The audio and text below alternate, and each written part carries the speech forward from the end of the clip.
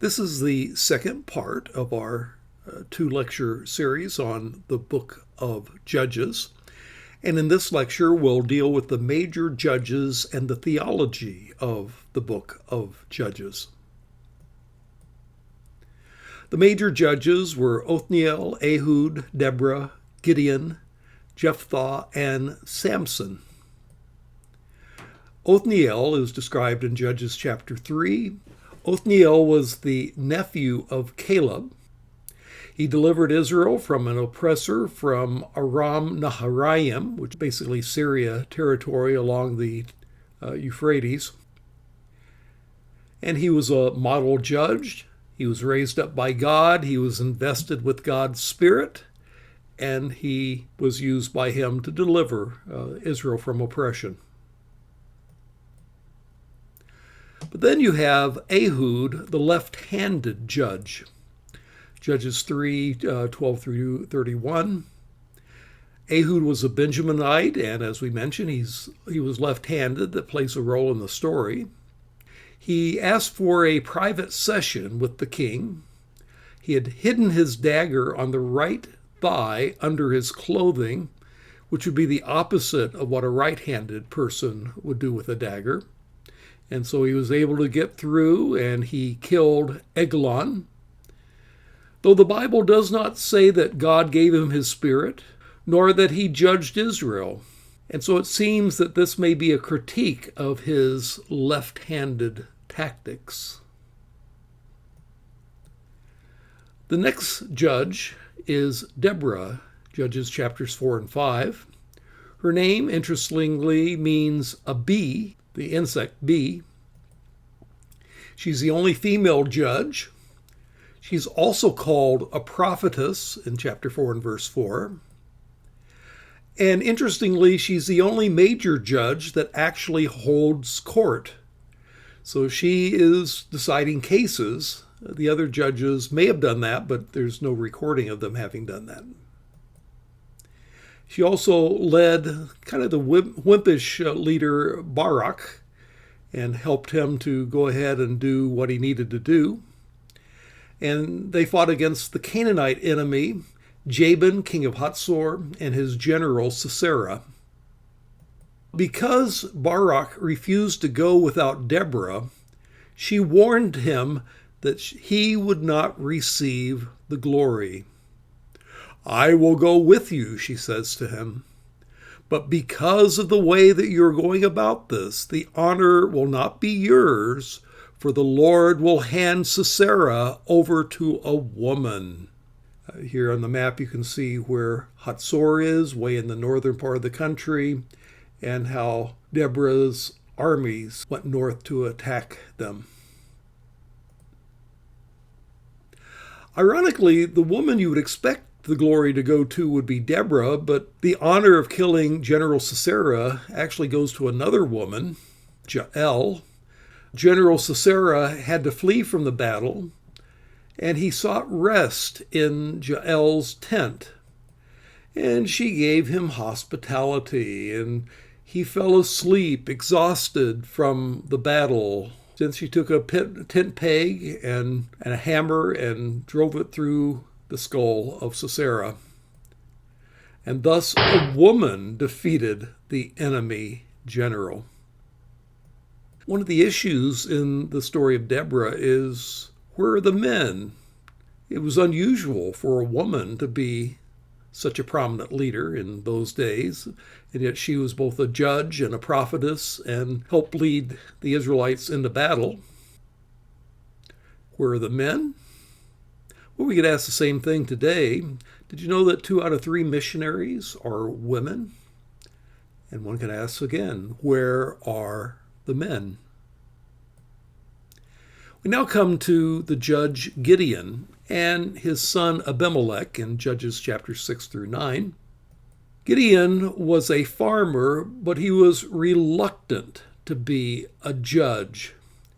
When he was called by the angel of the Lord, God had to perform 2 miracles, a fire-consuming meat on the altar, and a miracle of wet and dry fleece to convince him that God had actually called him to be Israel's deliverer. Now, the putting out the fleece is sometimes said to be a good example of something for us to follow today.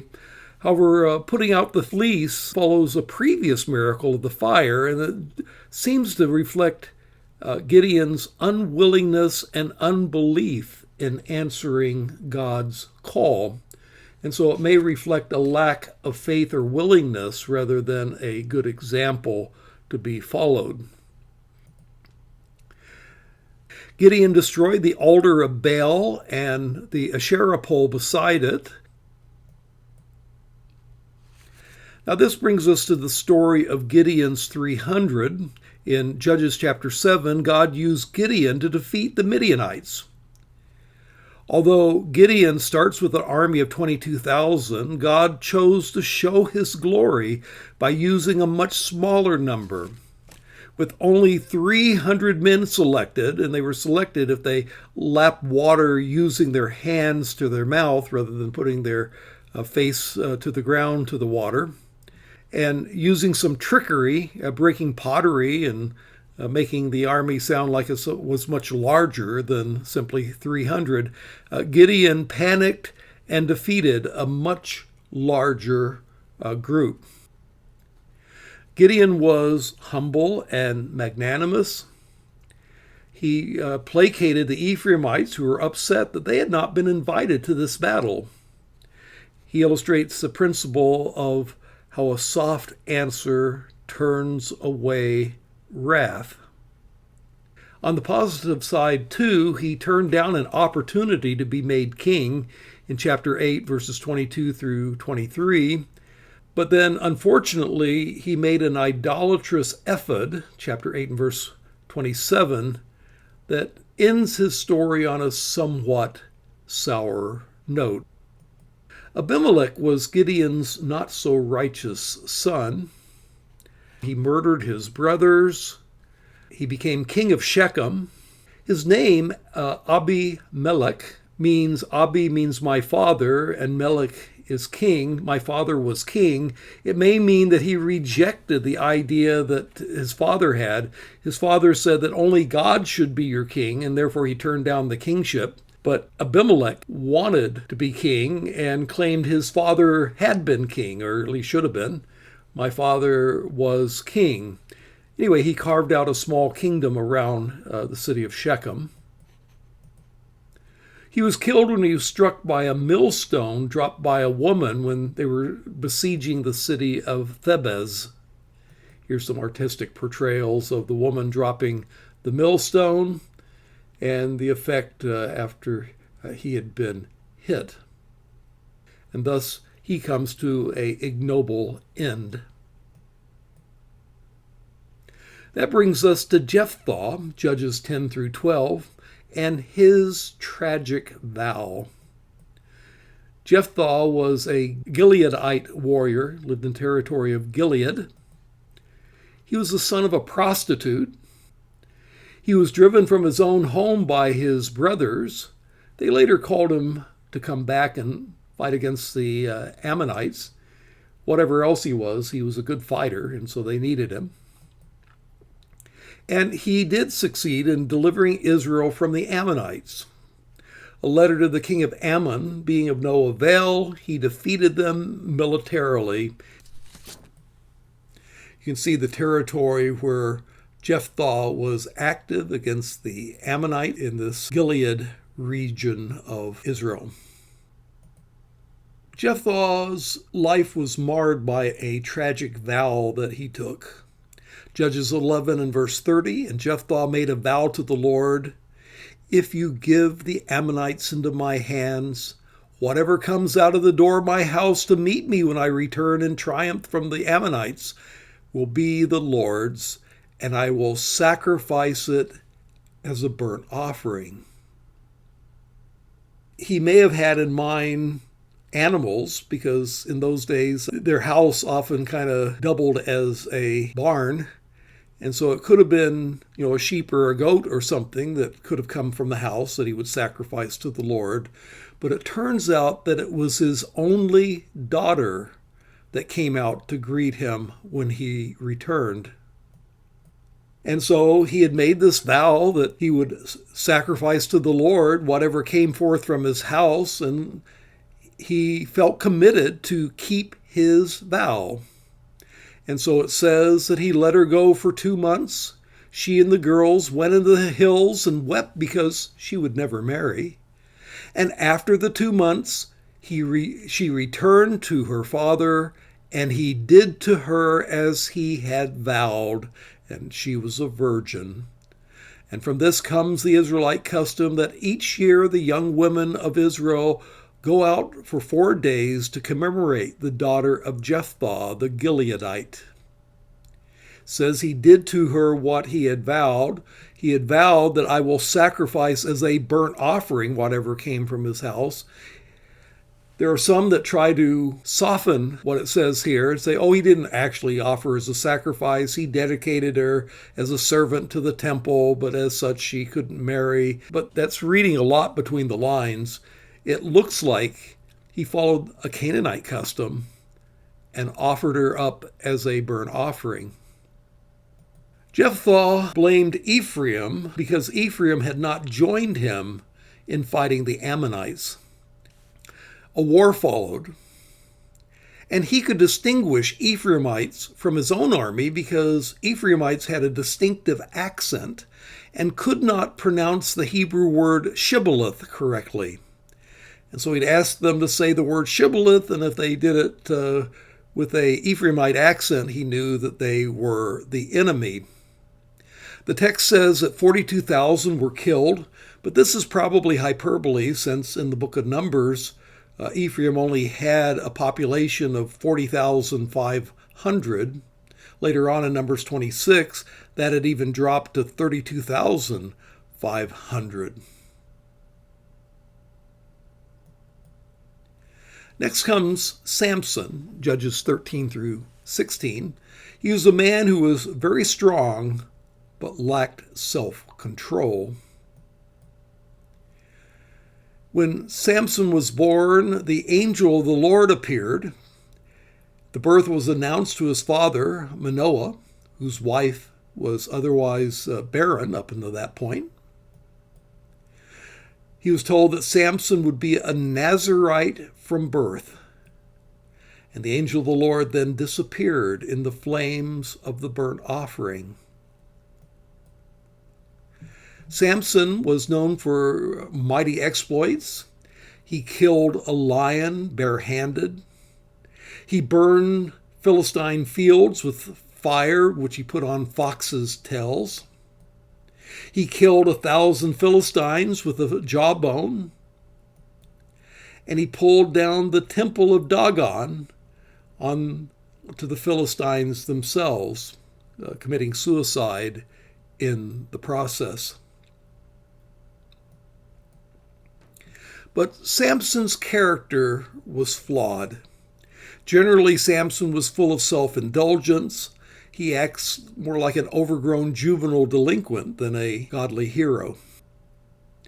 Moreover, the one thing that he tried to keep, or to some degree tried to keep, was his Nazirite vow that he was to be a Nazirite from birth. But he failed.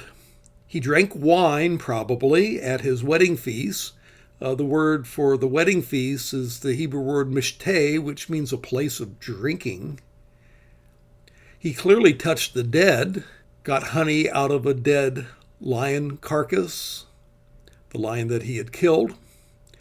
He used the jawbone of a donkey to kill people, so that doubly made him unclean and violated his Nazirite vow, one, touching the jawbone, and two, touching the dead people that he killed. The only thing that he really tried to keep of his Nazirite vow was to avoid cutting his hair, but Delilah would take care of that part of his vow. He was unable to control his sexual appetite. He had a Philistine wife. This was against his father's wishes. He said, why don't you marry an Israelite girl? Well, why do you want to marry one of the Philistine women? But he insisted on it. She looks good to me. Basically, he seemed to have just a lust for her and didn't really care about anything else. He also was involved with a prostitute in Gaza. He had an exploit in Gaza. He picked up the city gate and carried it up into the hills after they were trying to catch him in the city. But he was in the city to spend the night in the arms of a prostitute, chapter 16, 1 through 3. And then he was also had an affair with the woman Delilah. She was a foreign woman, probably a Philistine. And this affair led to his downfall. When she cut his hair, he had fully violated his Nazirite vow, and God took away his miraculous strength. And here's the story of the Philistines capturing him as portrayed by Rembrandt. You have a story in chapter 17 and 18 of a certain man named Micah who was an idolatrous priest. Now, Micah worshiped the Lord, or Yahweh, but he did so in an idolatrous way. His mother gave him money, saying, "I solemnly consecrate my silver to the Lord for my son to make a carved image and a cast idol." Now, he wasn't violating the first commandment about no other gods, but he was violating the second commandment about not making images of God. Micah hired a Levite who was passing by to keep the shrine that he created. And at that point, the text makes a comment. In those days, Israel had no king. This seems to be an explanation of this violation of the law. The lack of a king meant religious violations were unchecked. The good kings, like Asa and Jehoshaphat and Hezekiah and Josiah, would not tolerate this kind of idolatry. Now, at this point, the Danites are going to go north. Now, Dan had occupied a territory that overlapped with Philistine territory, and they had a great deal of trouble trying to fully occupy their land. And so they decided to go up north and to conquer territory north of the Sea of Galilee, the city that came to be called Dan. Now, the city was originally the city of Laish. This was not territory which Joshua had given to the tribe of Dan. And the city itself was quiet and unsuspecting, not knowing what was about to befall them. The Danites, on the way up, ran into Micah's greedy, idolatrous priests. They steal Micah's idols, and Micah protests to no avail. And the priest goes up north and brings his same type of idolatry to the city of Dan, which is what Laish was renamed. Basically, this idolatrous Levite went to the highest bidder. The Danites came along and said, "We'll pay you more," and so he went along with that. Raises a question, is it okay for ministers to sell their services to the highest bidder like this Levite? But anyway, this story seems to be telling the origin of Dan's idolatry and the northern kingdom's idolatry. Dan in the far north will be the site of an idolatrous shrine at the time of Jeroboam, 1 Kings chapter 12. And the idols start in Ephraim near Bethel, the other site used for idolatrous worship by Jeroboam. And thus the whole north is already covered with idolatry. Chapter 17 and 18 show the idolatrous character early on of the northern kingdom of Israel. Well, at this point, a civil war breaks out with Benjamin after the rape and murder of a concubine, Judges chapters 19 through 21. And this story is another illustration of the principle, in those days there was no king in Israel. Everyone did what was right in his own eyes. Now, the rape and murder of an Ephraimite Levite's concubine is described this way. A Levite's concubine had fled from Ephraim to Judah to her father. And the Levite went to fetch her in Judah. Chapter 19, verses 2 through 9. He was received royally by her Judean father and given every kind of courtesy and hospitality. And then he took his slave wife, the concubine, and was taking her back to the territory of Ephraim, but the route passed through Benjaminite territory. And there, in contrast, something terrible happened. Here you can see where Judah is, and then where Ephraim is, and to get from Judah to Ephraim, you have to pass through the territory of Benjamin.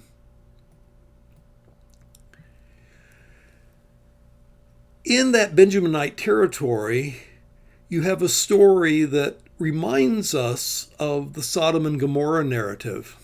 The rape and murder of the concubine in Gibeah of Benjamin does just that. It's reminiscent in chapter 19 of Judges of Sodom and Gomorrah in chapter 19 of Genesis.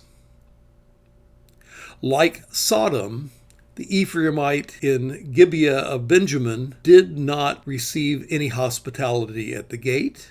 An old Benjaminite man, like Lot in Sodom, warned not to spend the night outside in that city. It was too dangerous. A mob of Benjaminites demand the Levite to come out so that they could homosexually rape him. But he offered instead the concubine and the old man's daughter instead. Again, this is similar to the story in Sodom. In the morning, he comes out and finds the concubine's lifeless corpse at the doorstep. Now, this was an outrage, and the Levite cut the concubine's body into pieces and sent a part to each of the other tribes of Israel, chapter 19, verses 27 through 30. And this led to a civil war against Benjamin for the failure to redress this atrocity. And as a result, Benjamin as a tribe was nearly annihilated. And so after this civil war, they worry about whether the tribe of Benjamin will survive at all. The Israelite city of Jabesh Gilead was attacked. The innocent population was slaughtered, and 400 virgins were stolen, and they were given as wives for the remnant of the Benjaminites in chapter 21, verses 1 through 14. And then they also came up with a bizarre legal fiction. During the Civil War, they swore that no girl would be given to a Benjaminite as a wife. But then how are the Benjaminites going to get enough wives in order to replenish their population? Well, they had this bizarre legal fiction where they passed a rule that allowed them to kidnap girls for wives, in which case they would not retrieve them. That way they could keep their vow and yet replenish the tribe of Benjamin. The conclusion of the book: in those days, there was no king in Israel. Everyone did what was right in their own eyes. This was a time of very low morality for Israel. It shows the dreadful consequences of ignoring God's word, and yet God's continued grace despite his people's sin. Here's some examples of the low morality during the time of Judges. It was a time filled with idolatry, where they were worshiping Canaanite gods, Judges 2:11 through 13. Samson violated his Nazirite vow. He married a pagan. He ran around with loose women. Not the best of heroes. Jephthah, contrary to the Bible, offered his own daughter as a human sacrifice. There were idolatrous and immoral priests like Micah's Levite. There was Sodom-like behavior, especially among the Benjaminites. And there was a civil war. First, a civil war against Ephraim in Jephthah's day, and another civil war against Benjamin. In those days, there was no king in Israel. Everyone did what was right in his own eyes. Now, the theology of the book shows God's grace and God's justice and how those are in tension with each other. As far as elements of God's grace, God sent judges despite Israel's sins. God's covenant continued despite the covenant violations, and God continued to be faithful despite the unfaithfulness of the people. But then there's elements of God's justice as well. Israel was not to be given rest from their enemies because they had disobeyed God. They were not given full possession of the land because of their disobedience. And the flawed characters of their deliverers make them unfit to be true deliverers. And so God neither abandons his people when they sin, nor does he wink or ignore sin. He shows himself both holy and compassionate in dealing with his sinful people. Another theme is the kingship of Yahweh, and this was expressed by Gideon in chapter 8, verses 23 and 24. When they offered Gideon the kingship, he says, "I will not rule over you. My son will not rule over you. Yahweh, or the Lord, shall rule over you." He expressed the theology of the exclusive kingship of God. They didn't need a human king because God was their king. This is also expressed in the whole idea of charismatic leadership in the judges. God was the one who raised up judges, but he was the real judge. He was the real leader of Israel. Though not everybody accepted that theology, those who asked Gideon to become king didn't believe it. Abimelech, Gideon's son, didn't believe it. And the motto that there was in those days no king in Israel implies that not even God was king over them. Nonetheless, you do have heroes that perform mighty deeds. The heroes show faith. Hebrews chapter 11, verses 32 and 33, speak of Gideon and Barak and Samson and Jephthah among the heroes of faith who by faith did mighty deeds for God. But then you have the female hero, the calling of Deborah as a judge, and the role of the woman Jael in the victory as well in Judges chapter 4 is an encouragement to women that God can, at least in some circumstances, call a woman to leadership and ministry roles among his people. Judges shows that God can use flawed and unexpected heroes. You have a reluctant farmer, a man of no pedigree who badgered God by demanding 2 miracles before he would go and ultimately fell into false worship. And yet God used this man, Gideon. And then you have a left-handed assassin who wins by deceit and treachery. And of course, that was Ehud. You have someone who was a mere woman, Deborah. You have a child of a prostitute whose foolish vow destroyed his daughter. That was Jephthah. And you have a sex-addicted Nazirite, Samson. But there's a backhanded encouragement here. If God can use characters as flawed as these, maybe he can use people like you and me as well. And then there's the assimilation to paganism versus holiness. Adopting Canaanite culture and values led Israel not to be the people that God intended. This is subtle in the case of Micah and his priests, but is overt in the case of the Baal worship that many of the Israelites engaged in.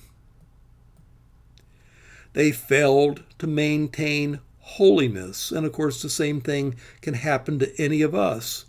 We must diligently maintain both doctrinal and moral purity for us to be the people that God intends for us to be.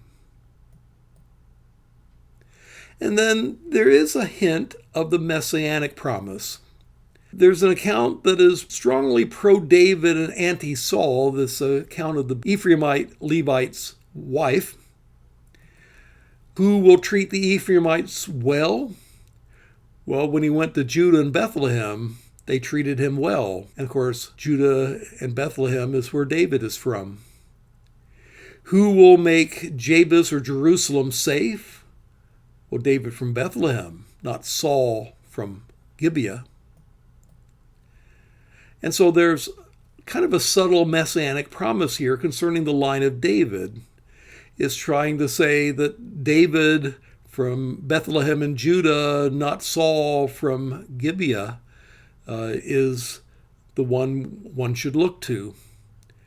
And of course, David is in the ancestry of Jesus Christ and foreshadows him. This is my presentation on the book of Judges, and my name is Dr. Joe Sprinkle.